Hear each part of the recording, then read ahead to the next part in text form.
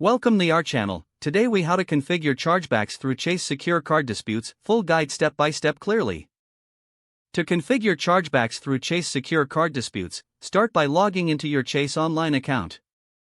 Once logged in, navigate to the Accounts tab on the main dashboard. Select the account associated with the transaction you wish to dispute.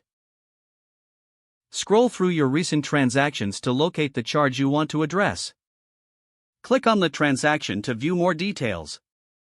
On the Transaction Details page, look for the Dispute Charge option and click on it. You will now be prompted to select a reason for the dispute. Choose the appropriate reason that accurately describes your situation.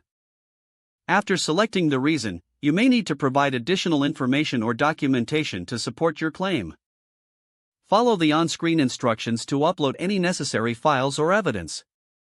Once everything is filled out, review the information for accuracy. If everything looks correct, submit the dispute by clicking the Submit button. You will receive a confirmation of your dispute submission shortly. Keep an eye on your email for updates regarding the status of your dispute. Chase will investigate the chargeback and typically respond within a set timeframe. Be prepared to provide additional details if Chase requests them during the investigation process.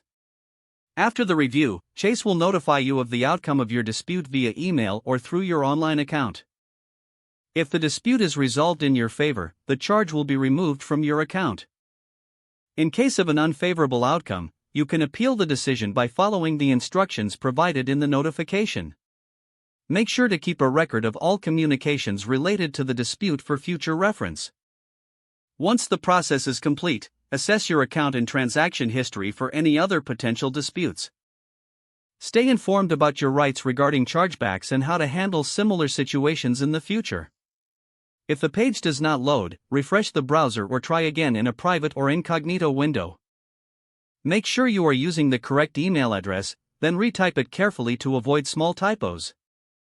If your password is not accepted, use the reset option and create a new. Check your spam folder for verification or security emails, then complete any requested confirmation steps.